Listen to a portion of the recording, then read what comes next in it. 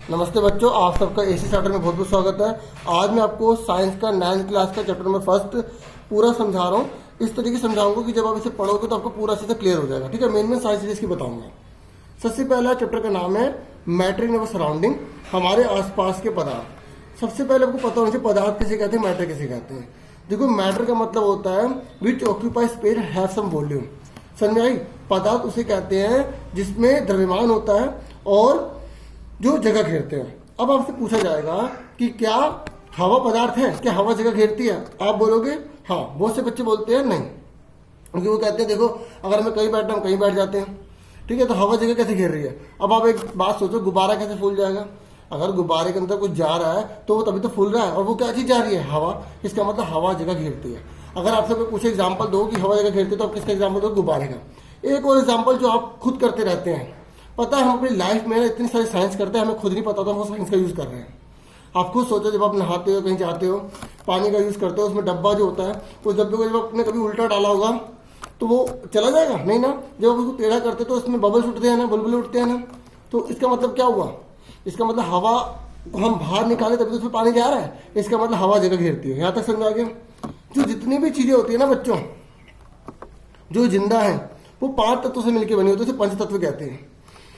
वो पंच तत्व है वायु, पृथ्वी, अग्नि, जल और आकाश।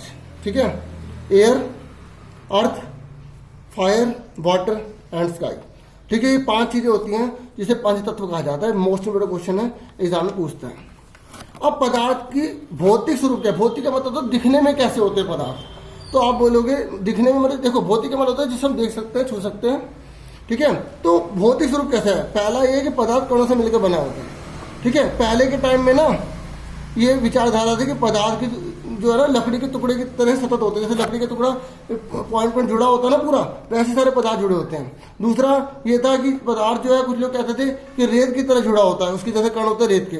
तो बिल्कुल फिर ये बात पता चली कि हाँ, पदार्थ जो है वो कणों से मिलकर बना होता है। ये बात स्पष्ट हो गई। तो पदार्थ की भौतिक व्यवस्था क्या हो गई? विशेषता क्या होगी? पदार्थ कणों से मिलकर बनता है। Matter is made up of A particle. ठीक है, अगर किसी को बीच में कुछ समझ नहीं आएगा तो कमेंट करके बता देना, मैं उसको और अच्छे से क्लियर कर दूंगा। ठीक है, व्हाट्सएप में भी आप बात कर सकते हो। ठीक है, डिस्क्रिप्शन में जाके नंबर आप ले लेना। ठीक है, या ईमेल आईडी कर देना अगर उसमें नंबर नहीं होगा तो। पदार्थ के कण कितने छोटे होते हैं? अगला ये भौतिक स्वरूप में बोला कि पदार्थ के कण कितने छोटे होते हैं। पदार्थ के कण जो होते हैं वो इतने छोटे होते हैं कि हम इमेजिन भी नहीं कर सकते। आप एग्जाम्पल देखो। ठीक है, ये देखो, इसने क्या करा, ये वाटर लिया। ठीक है, दिख रहा है? ये वाटर लिया, इस 100 मिलीलीटर पानी है, इसके अंदर इसने क्या डाल दिया? पोटेशियम परमैंगनेट डाल दिया। पोटेशियम परमैंगनेट डाल दिया, उसके बाद 10 मिलीलीटर उसमें से वो पोटेशियम परमैंगनेट वाला पानी लेकर दूसरे प्योर वाटर में डाला। फिर उसका कलर, उसका जो कलर धीरे लाइट हो रहा है लेकिन खत्म नहीं हो रहा। इसका मतलब क्या हुआ कि पदार्थ के कण इतने छोटे होते हैं, इतने छोटे होते हैं, बहुत ज्यादा छोटे होते हैं। ठीक है, इस तरीके से दूसरी हमने भौतिक विशेषता पढ़ ली। तो दो, अगर आपसे पूछे कि दो फिजिकल कैरेक्टरिस्टिक बताइए, फिजिकल नेचर बताइए, तो आप उसका नेचर बोलोगे पदार्थ कणों से मिलकर बना होता है। दूसरा बोलोगे पदार्थ के कण बहुत छोटे छोटे होते हैं। ठीक है, फिर आप एग्जांपल दे देना। ठीक है, उसके बाद है पदार्थ के कणों की कैरेक्टरिस्टिक क्या है, वो क्या विशेषता है जिसकी वजह से वो पदार्थ है। जैसे अगर आपसे कोई पूछे थे कि पंखे की क्या विशेषता है, आप ये थोड़ी बोलोगे पंखा हवा देता है। पंखा हवा देता है, हवा तो आपका हाथ भी दे देगा। बच्चों, विशेषता का मतलब होता है वो खास बात जो उसके अंदर पाई जा रही है, किसी और के अंदर नहीं पाई जा रही, रेयर ही किसी में पाई जा रही है, जिसकी वजह से वो दूसरों को अलग कर दे, वो विशेषता कहलाती है। तो हम किसे पदार्थ कहेंगे? हर उस चीज को पदार्थ कहेंगे जिसके बीच में रिक्त स्थान होता है। पदार्थ के कणों के बीच रिक्त स्थान होता है, ये पहली विशेषता है। अब आप कहोगे कि भैया अगर दीवार के अंदर रिक्त स्थान है तो उसके अंदर हम आर पार क्यों नहीं हो जाते? भैया, वो रिक्त स्थान का मतलब ये नहीं है कि बहुत बड़ा रिक्त स्थान हो जैसे हवा के अंदर है। नहीं, रिक्त स्थान है लेकिन बहुत कम है। अगर आपको रिक्त स्थान प्रूव करना है कि दीवार के अंदर है तो आप पेंट करके देखो। जब आप पेंट करोगे तो वो पेंट जब उतर क्यों नहीं जाता पूरा? उसके अंदर कुछ कण जा रहे हैं ना, चिपक रहा है ना उसके साथ, यानी कि उसके अंदर कण है ना, उसके अंदर रिक्त स्थान है ना। तो ये चीज आपको क्लियर होनी चाहिए। ठीक है, दूसरी विशेषता है कि पदार्थ के कण गतिशील होते हैं। गतिशील का मतलब यहाँ पर यह है कि उनमें चेंजेस आते रहते हैं, मूव होते रहते हैं। ठीक है, अगर गतिशील नहीं होते तो आपको सोचते हैं कॉपी को ले लो आप। ठीक है, उस कॉपी को आप रख दो व्हाइट पेज वाली, तो आप कुछ समय बाद देखोगे, कुछ सालों बाद देखोगे वो उसमें पीलापन आ जाएगा। तो उसमें कुछ चेंज हो रहा है तभी तो आ रहा है। ठीक है, इस तरीके से मैंने आपको बताया कि पदार्थ की गतिशील होता है। एक और बात सुनो, अगर आपको गतिशीलता बहुत अच्छे से देखनी है तो आप उसका टेम्परेचर चेंज करके देख लो। सॉलिड को देखो, सॉलिड को जब आप गर्म करोगे तो क्या होगा, लिक्विड तो होगा ना उसमें गतिशील। तो जितना टेम्परेचर और भी कारकों पर निर्भर करता है कि हम उसमें गतिशीलता बढ़ा सकते हैं या घटा सकते हैं, ठीक है। तीसरी सबसे इंपॉर्टेंट विशेषता है कि पदार्थ एक दूसरे को अपने अट्रैक्ट करते हैं। क्या करते हैं, अट्रैक्ट करते हैं। क्या करते हैं, अट्रैक्ट अपनी ओर खींचते हैं, जैसे भी पिक्चर में देख सकते हो, ठीक है। ये श्रृंखला बना रखी है किस तरीके से वो एक छोर से दूसरे छोर की ओर अट्रैक्ट हो रहे हैं, ठीक है। और ये देखो ध्यान से कि इसमें जो एक्टिविटीज की गई, आपको भी एक्टिविटी अच्छे से पढ़ने ताकि और क्लियर हो जाए, ठीक है। मैं आपको पूरे का ओवरव्यू दे रहा हूँ ताकि आपको अच्छे समझ में बहुत इजीनेस हो, ठीक है। पदार्थ के कणों के बीच एक बल कार्य करता है, देखो यही बल कणों को एक साथ रखता है और आकर्षण बल की शक्ति प्रत्येक पदार्थ से अलग अलग होती है, ठीक है। एक फोर्स अप्लाई होता है, इसमें क्या होता है, एक फोर्स होता है। अब आपसे पूछा जा रहा है कि इसमें से कौन सा पदार्थ है, कौन सा पदार्थ नहीं है। पता, कुर्सी पदार्थ है, हाँ जगह फिरती है। हवा पदार्थ है, हाँ। स्नेह, प्यार, अगर आप किसी प्यार कर रहे हो, ठीक है, तो वो क्या पदार्थ है, नहीं।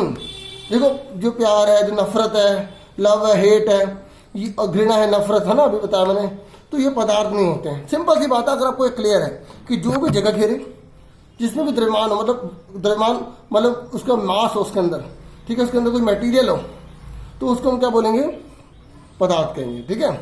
हवा भी पदार्थ होती है, ठीक है, ये मैंने क्लियर कर दिया। अब ये क्वेश्चन ये है कि गर्म खाने की गंध दूर तक चली जाती है, लेकिन ठंडे खाने की महक दूर तक करने की जब आती है, क्योंकि जो गर्म है ना खाना, तो उसके अंदर रेट ऑफ डिफ्यूजन मतलब विसरण की शक्ति ज़्यादा होती है, जिसके अंदर हवा में आसानी से घुल जाता है और घुलने की वजह से दूर दूर तक हवा फैल जाती है और वो गर्म खाने की खुशबू हमारे तक पहुंच जाती है। समझ में आ गया। ठंडे की खाने की खुशबू इसलिए नहीं पहुंच पाती क्योंकि उस पर डिफ्यूजन रेट बहुत ज़्यादा कम होता है, ठीक है। वो आसानी से हवा के अंदर विस्तृत नहीं हो पाता, डिफ्यूजन उसमें नहीं हो पाता, ठीक है। अगला क्वेश्चन पूछ रहा है कि स्विमिंग पूल में गोताखोर पानी काट पाता है और इसमें कौन सा गुण अपेक्षित है। तो इसने पूछा कौन सा इसमें प्रॉपर्टी, कौन सा गुण है, तो आकर्षण का है। कौन सा, आकर्षण का। क्योंकि देखो आकर्षण है तभी, अगर आपने जब पानी में आप तैर रहे हो तो पानी वापस वो अटैच नहीं होता, जुड़ नहीं जाता। अगर आपने किसी पानी को ऐसे मारा होता, ऐसे करा होता, वो पानी अलग हो जाता तो दोबारा नहीं जुड़ता, लेकिन जुड़ जाता ना पानी। तो यहाँ पे पूछ रहा कौन सा गुण है, आकर्षण का। कौन सा, अट्रैक्शन का। ये तीसरा वाला। अब उसमें बोले पदार्थ के कणों की विशेषता बताओ। अभी मैंने आपको बताया कि पदार्थ के कणों की 3 विशेषता होती है। पहले कौन सी, पदार्थ के जो कण होते हैं वो निरंतर गतिशील होते हैं, पदार्थ के कणों के बीच एक स्थान होता है और पदार्थ के कण एक दूसरे को आकर्षित करते हैं। पहली, दूसरी, तीसरी, ठीक है ना, क्लियर हो गई। जो मर्जी आप आगे पीछे लिख सकते हो। अब क्वेश्चन जो मोस्ट मोड एग्जाम में आया हुआ कितनी बार कि पदार्थ की अवस्थाएं कौन सी होती हैं। बच्चों पदार्थ की जो अवस्था होती है वो 3 होती है, स्टेट ऑफ मैटर 3 होती है, बट छोटी क्लासेस में पढ़ते हुए आ रहे हो, सॉलिड, लिक्विड, गैस होती है, द्रव, ठोस और गैस होती है, ठीक है। अब आपसे पूछा जाएगा, क्योंकि देखो 9th क्लास में सिंपल तो पूछा नहीं जाएगा, ठोस की विशेषता बताओ। आप तो बता दोगे कि जो ठोस उसे कहते हैं जिसका फिक्स्ड वॉल्यूम होता है, फिक्स शेप होती है, निश्चित आकार होता है, निश्चित उसकी आयतन होता है ना। तो लेकिन आपसे ऐसा नहीं पूछेगा, आपसे पूछेगा कि लोहे की अलमारी को सॉलिड क्यों कहा जाता है। तो आप ये लिखोगे कि लोहे की अलमारी को सॉलिड इसलिए कहा जाता है क्योंकि उसका फिक्स वॉल्यूम होता है, ठीक है, उसके फिक्स शेप होती है, ठीक है, उसका निश्चित आकार होता है, निश्चित आकृति होती है, उसको कंप्रेस नहीं किया जा सकता, सॉलिड को कंप्रेस नहीं किया जा सकता ना, इजीनेस, ठीक है। आपसे ये वाला क्वेश्चन पूछेगा, ये एग्जाम में बहुत बार आया हुआ कि रबड़ बैंड को क्या माना जाएगा, क्या हम खींचकर इसके आकार बदल सकते हैं। क्योंकि अभी हमने बोला कि जो ठोस होते हैं उसका आकार जो बदलता नहीं है, फिर रबर बैंड को क्या बोलेंगे, बोलेंगे इसके अंदर फ्लेक्सिबिलिटी उपलब्ध है, इसके बीच में जो रबर बैंड के अंदर जो गुण है ना, उसके अंदर जो है फ्लेक्सिबिलिटी बहुत ज्यादा है, ठीक है, और उसके बीच में स्थान ज्यादा है, जिसकी वजह से हम उसको खींच पाते हैं, ठीक है, समझ में आ गई। इस तरीके से बोलना, उसकी गुणधर्म इस प्रकार से बनाया गया। अगर पूरी तरह से मैटर से, पूरी तरह से सॉलिड से बनाया जाता और उसके बीच में बिल्कुल स्थान ना होता तो वो हम उसको खींच नहीं पाते, जैसे आप बोल रहे हो लकड़ी को, ठीक है। इस तरीके से आपसे पूछ रहा है अगला कि आप द्रव किसे कहोगे, लिक्विड किसे कहोगे। तो आप वही बोल रहे जिसका निश्चित आयतन तो होता है लेकिन निश्चित आकृति नहीं होती। क्योंकि देखो द्रव को मतलब आप कटोरी में डालो तो पानी कटोरी जैसा हो जाएगा, गिलास में डालोगे गिलास जैसा हो जाएगा, ठीक है, इस तरीके से। उसके बाद आपसे पूछ रहा है कि गैस किसे कहते हैं, ठीक है। गैस उसे बोलेंगे जिसका निश्चित आकार नहीं होता, निश्चित आकृति नहीं होती। आपने देखा होगा बहुत सारी गैसेस है हमारे एनवायरमेंट में, ऑक्सीजन है, नाइट्रोजन है, और हम अपने घरों में भी यूज करते हैं खाने में बनाने में। कौन सी है वो, एलपीजी, ठीक है। अब एलपीजी को लिक्विफाइड पेट्रोलियम गैस क्यों कह रहे हैं, लिक्विड क्यों कह रहे हैं, लिक्विड क्यों कह रहे हैं, द्रवित क्यों कह रहे हैं, क्योंकि उस गैस को बहुत ज्यादा कंप्रेस किया जाता है, उसके वजह से लिक्विड की फॉर्म में बदल सकते हैं। आप सिलेंडर को कभी देखना, अगर वो कोई थोड़ा बहुत खाली होगा हिलाओगे तो आपको लगेगा उसमें पानी है, एक्चुअली में वो लिक्विड है, क्योंकि उसको बहुत ज्यादा कंप्रेस किया गया। इसका मतलब क्या, वो गैस को संपीड़ित कर सकते हैं, कंप्रेस कर सकते हैं। सीएनजी भी ऐसे एग्जांपल है जो हम गाड़ियों में यूज करते हैं, कंप्रेस नेचुरल गैस, ठीक है। और ये देखो, ये पिक्चर जरूर बना के आना, अगर एग्जाम में आ जाए ना डिफरेंस बताओ तो ये पिक्चर जरूर बनाना कि देखो इसमें अट्रैक्शन कितना ज्यादा है सॉलिड में, इसमें थोड़ा कम है, इसमें एक दूसरे दूर भाग रहे हैं, ठीक है। समझना, ये एक दूसरे ज्यादा गति दूरी भागते हैं। और सॉलिड लिक्विड गैस में अंतर समझ में आ गया। सॉलिड की फिक्स शेप होती है, ठीक है, द्रव की जो है फिक्स शेप नहीं होती और गैस की फिक्स शेप नहीं होती, ठीक है। इसमें आकर्षण बहुत ज्यादा होता है, इसमें कम, और इसमें बहुत कम होता है, ठीक है। इसे कंप्रेस नहीं कर सकते, इसे कंप्रेस कर सकते हैं, इसके मुकाबले इसको बहुत ज्यादा कंप्रेस किया जा सकता है, ठीक है। उसके बाद ये क्वेश्चन है कि क्या हम किसी पदार्थ को बदल सकते हैं, किसी पदार्थ की अवस्था को बदल सकते हैं, क्या हम किसी मैटर की स्टेट को चेंज कर सकते हैं। मतलब कह रहा है कि क्या किसी सॉलिड को लिक्विड बना सकते हैं, लिक्विड को सॉलिड बना सकते हैं। तो आप बोलोगे हाँ, हम सॉलिड को लिक्विड बना सकते हैं, गैस बना सकते हैं, उसमें कुछ चेंजेस करके कर सकते हैं, जैसे टेम्परेचर। अगर आप टेम्परेचर बदल दोगे तो खुद सोचो, आपने देखा होगा बर्फ को अगर बाहर लेकर आते हो, टेम्परेचर बढ़ जाता है, फ्रिज से बाहर लाओगे तो वो क्या होगा, पिघल जाएगी। इस तरीके से हम कुछ जो पदार्थ होते हैं उनको हम पोजीशन को, स्टेट को चेंज कर सकते हैं। लोहे को भी आपको पता है पिघलाया जाता है, बड़ी बड़ी भट्टियों के अंदर, फर्नेस के अंदर उन्हें पिघलाया जाता है, अलग अलग शेप दी जाती है।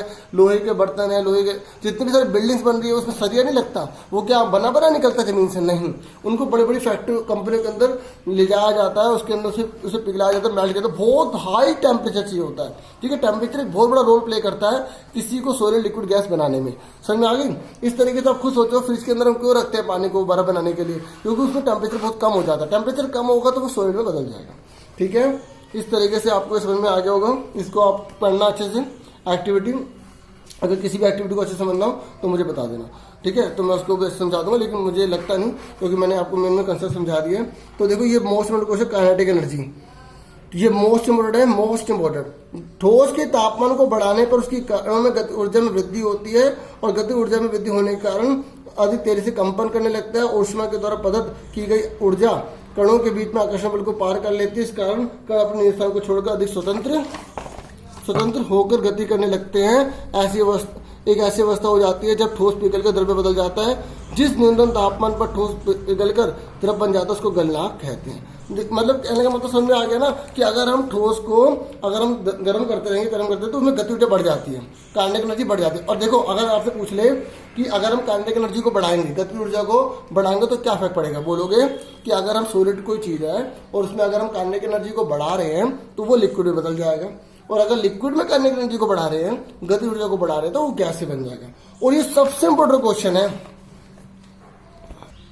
तो अगर आपसे पूछे थे गलनांक किसे कहते हैं, तब ये बताओगे जिस न्यूनतम तापमान पर ठोस पिघलकर द्रव बन जाता है तो उसको हम गलनांक कहते हैं। क्या कहते हैं, मेलेबिलिटी कहते हैं, ठीक है। एक मिनट, सॉरी, मेल्टिंग पॉइंट कहते हैं, ठीक है।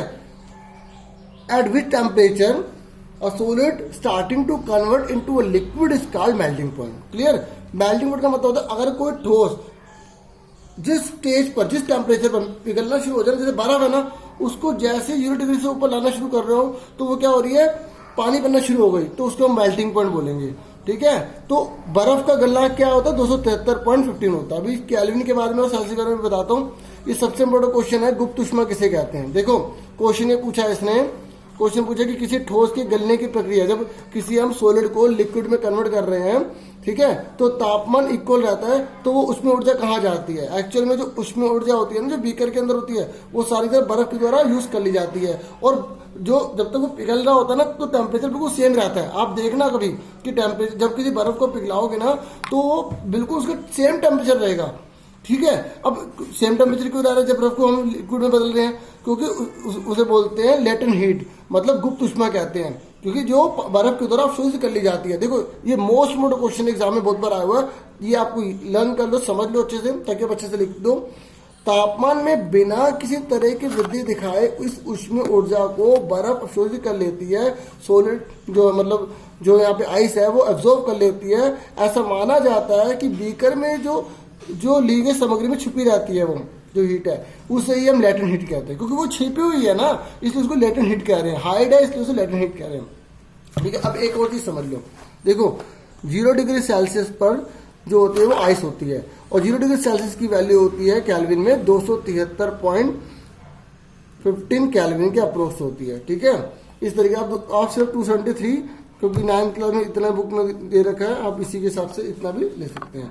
ठीक है, दे रखा है। अगर आपको बोला गया कि 40 डिग्री सेल्सियस को केल्विन में बदलो, तो आप क्या करोगे, 40 + 273 आप उसमें ऐड कर दोगे, ये आपका आंसर आ जाएगा।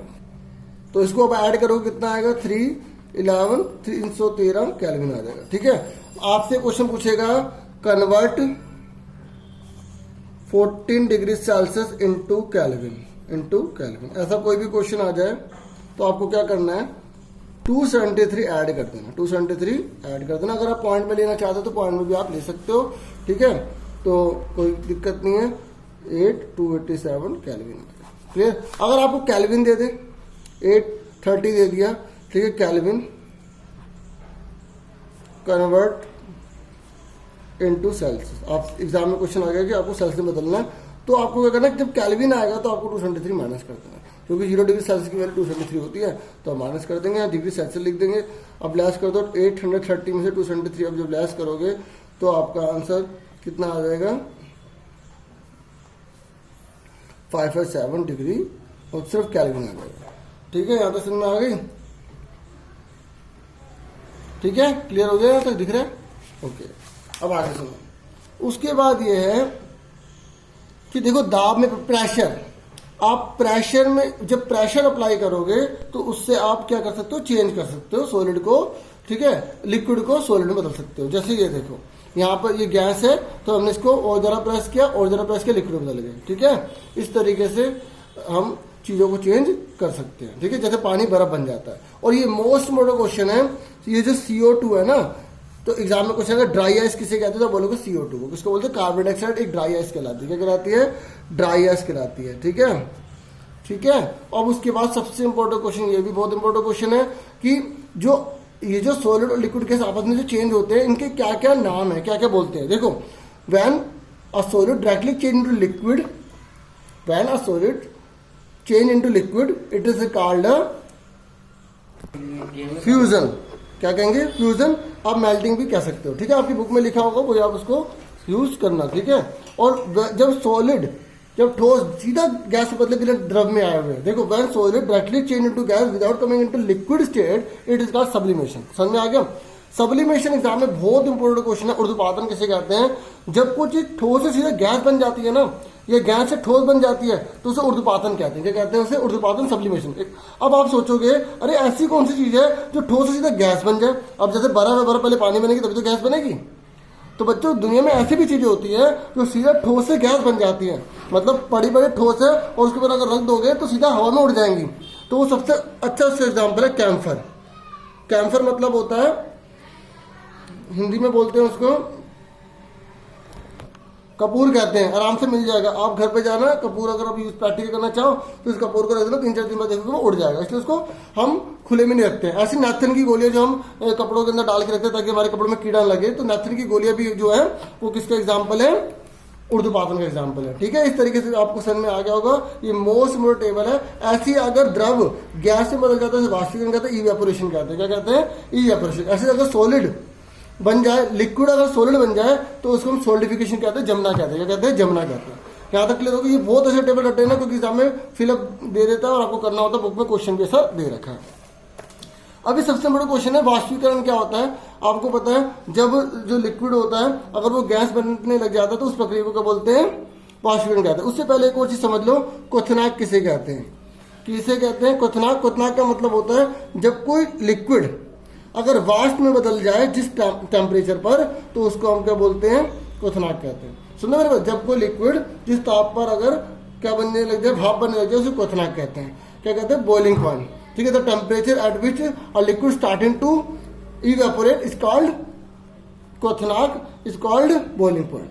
समझ में आ गया। अब वाष्पीकरण क्या है, क्वथनांक से कम तापमान पर, देखो क्वथनांक से कम तापमान पर द्रव से वाष्प में बदल, देखो क्वथनांक से अगर कम ताप है, ठीक है, द्रव से वाष्प में बदल जाने की प्रक्रिया को वाष्पीकरण कहते हैं। मैंने अभी आपको क्वथनांक के बारे में क्या बताया कि जब द्रव जिस ताप पर कोई द्रव गैस भी बदलना चालू हो जाता है तो उसे हम कितना कहते हैं। लेकिन उस ताप से अगर कम ताप है, उससे अगर कम है, तो उसमें अगर वो वाष्प बन रहा है, भाप बन रहा है, तो उसको हम क्या बोलेंगे, वाष्पीकरण कहेंगे। क्लियर हो गया।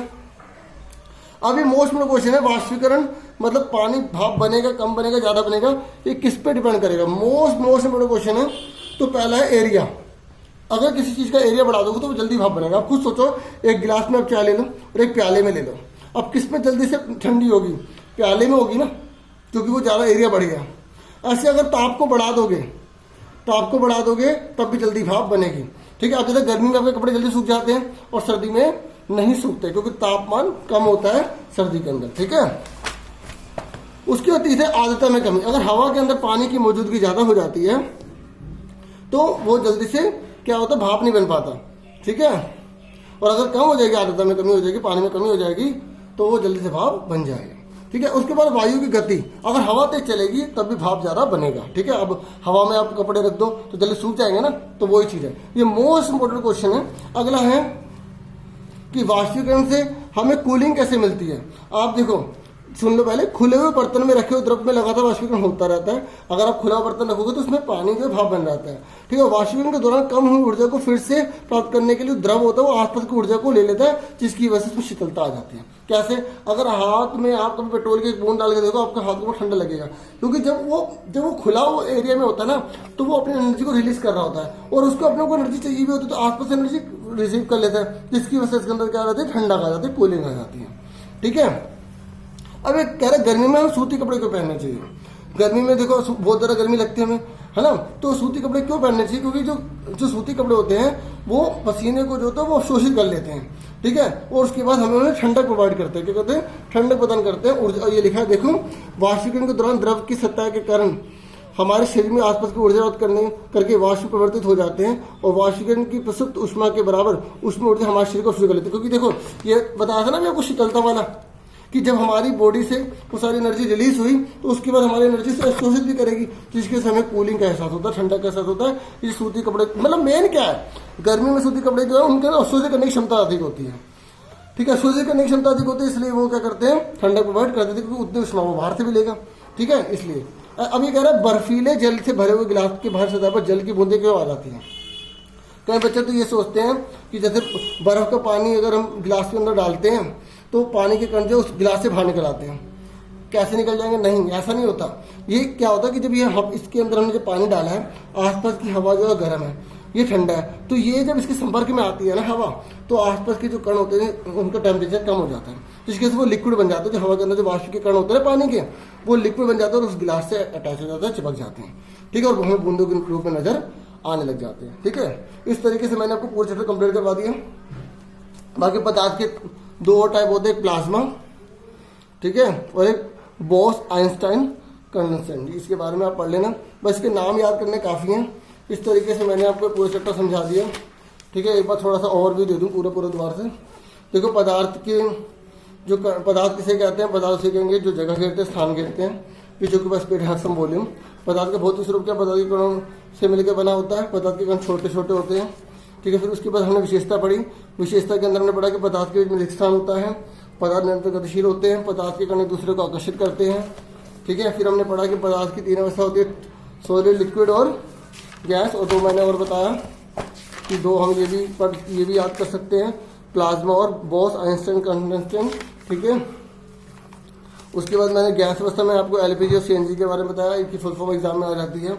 ठीक है। उसके बाद मैंने बताया कि क्या पदार्थ अपनी अवस्था को बदल सकते हैं, हाँ बदल सकते हैं, उनमें टेम्परेचर चेंज करके तापमान के द्वारा। और उसके बाद हमने गुप्त ऊष्मा के बारे में जाना। ठीक है। ये बहुत इंपॉर्टेंट क्वेश्चन था गुप्त ऊष्मा का। उसके बाद हमने देखा कि ड्राई आइस कौन सी होती है, CO2 होती है। फिर हमने देखा कि जो वाष्पीकरण होते हैं उसको प्रभावित करने वाले कारक कौन से होते हैं, या तो एरिया को बढ़ा दो, टेम्परेचर को इंक्रीज कर दो। ठीक है। जो आर्द्रता होती है, ह्यूमिडिटी जो होती है, ह्यूमिडिटी होती है उसको कम करके वायु की गति को हम बढ़ाकर। और हमने ये भी जाना कि गर्मी में सूती कपड़े क्यों पहनने चाहिए, इस तरीके से। और पदार्थ किसे नहीं कहते, ठीक है, जो जगह नहीं घेरे, जो स्थान नहीं घेरे, उन्हें पदार्थ नहीं कहते। उसके बाद आप ये भी अच्छे से लर्न कर लेना, ये मोस्ट इम्पोर्टेंट है कि जो टेम्परेचर तो उसकी ऐसी यूनिट क्या होती है, केल्विन होती है। ठीक है। के इसका सिंबल होता है। इस तरीके से ये पूरी अच्छे से लर्न कर लेना। आज के लिए इतना बहुत है, और अच्छे से पढ़ना, मेहनत करना, मेहनत तो सब्र करना। बहुत अच्छे से पढ़ोगे तभी मेहनत का मजा आएगा, और बहुत इंटरेस्ट लेके पढ़ना ताकि आपका भविष्य अच्छा हो सके। आज संघर्ष करोगे तभी जीवन में सफल होगे। इसके साथ इतना बहुत है आज के लिए। Thank you for watching.